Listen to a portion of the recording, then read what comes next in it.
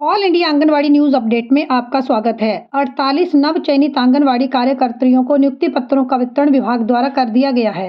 उत्तर प्रदेश के बहराइच जिले में एक सार्वजनिक कार्यक्रम के दौरान 48 आंगनवाड़ी कार्यकर्तियों को नियुक्ति पत्रों का वितरण किया गया। प्रयागपुर में नियुक्ति पत्रों का वितरण किया गया है।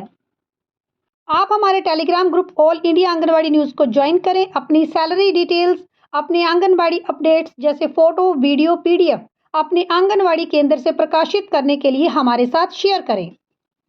तहसील प्रयागपुर में नियुक्ति पत्रों का वितरण किया गया और नियुक्ति पत्रों का वितरण विधायक सुभाष त्रिपाठी के द्वारा एक सार्वजनिक कार्यक्रम के दौरान किया गया। इस अवसर पर विधायक ने कहा कि अपने बच्चों की देखभाल के साथ साथ दूसरे बच्चों की परवरिश करना आंगनवाड़ी कार्यकर्ताओं की एक बड़ी जिम्मेवारी है। जिन भी जिलों में नियुक्ति पत्रों का वितरण हो चुका है लेकिन सभी को नियुक्ति पत्र नहीं मिले हैं, वो नियुक्ति पत्रों के संबंध में ज़्यादा जानकारी कहां से प्राप्त करें। तो देखिए, आप अपने विकास भवन या फिर ब्लॉक में जाकर नियुक्ति पत्रों के संबंध में ज़्यादा जानकारी प्राप्त कर सकते हैं।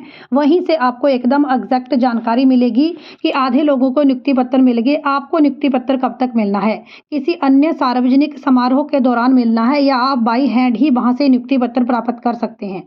तो ब्लॉक या विकास भवन में जाकर बाकी जानकारी आप लोग प्राप्त कर सकते हैं। नियुक्ति पत्र मिलने के बाद ज्वाइनिंग कब तक होगी, तो देखिए, कई जिलों में तो नियुक्ति पत्रों का वितरण किया गया, उसके लगभग एक सप्ताह के बाद ही यहाँ अभ्यर्थियों को ज्वाइनिंग दे दी गई। तो अगर नियुक्ति पत्रों का वितरण हो गया है तो यहाँ पर लगभग 15-20 दिनों में भी ज्वाइनिंग मिल सकती है। डिपेंड करता है कि ऐसा तो नहीं कि उस जिले में कुछ एक शिकायतें आ गई। अब पहले विभाग को शिकायतों का समाधान करना पड़ेगा, उसके बाद ही आगे की प्रक्रिया शुरू हो पाएगी। तो यहाँ पर नियुक्ति पत्रों के बाद आप लोगों को ज्वाइनिंग मिलने में कई जिलों में कुछ समय भी लग रहा है और कई जिलों में यहाँ पर साथ ही ज्वाइनिंग भी 10-15 दिनों के अंदर अंदर दी जा रही है। जब आपने आंगनवाड़ी कार्यकर्ता तौर पर ज्वाइनिंग करनी है या सहायिका तौर पर ज्वाइनिंग करनी है तो वहाँ आपको शपथ पत्र भी लगाना है और मेडिकल सर्टिफिकेट भी लगाना है।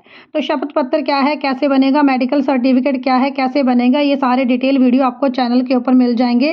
ज़्यादा जानकारी के लिए आप हमारे चैनल को विजिट कर सकते हैं।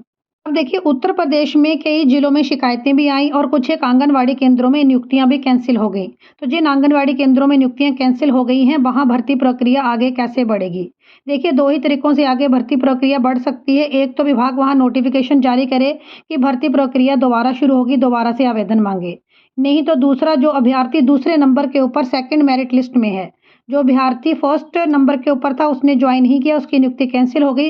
अब जो अभ्यर्थी डॉक्यूमेंट्स के अनुसार दूसरे नंबर के ऊपर है, उस अभ्यर्थी को वहां ज्वाइनिंग दे दी जाए। लेकिन ये विभाग के ऊपर ही है कि वो जिन आंगनवाड़ी केंद्रों में भर्ती प्रक्रिया कैंसिल हुई है, वहां भर्ती प्रक्रिया को आगे कैसे बढ़ाएगा। तो जिन आंगनवाड़ी केंद्रों में भर्ती प्रक्रिया कैंसिल हुई है, आप लोग वहां पर विकास भवन या ब्लॉक में जाएं और वहां पर अधिकारियों से संपर्क करें और इस संबंध में बातचीत करके ज़्यादा जानकारी प्राप्त कर लें कि अब उस आंगनवाड़ी केंद्र में भर्ती प्रक्रिया कैसी होगी, क्या मेरिट स्तर पर ही हो जाएगी या वहां पर दोबारा से आवेदन करने पड़ेंगे। तो ये सारी जानकारी आपको विभाग यानी ब्लॉक या फिर बाल विकास परियोजना अधिकारी के पास ही मिलेगी।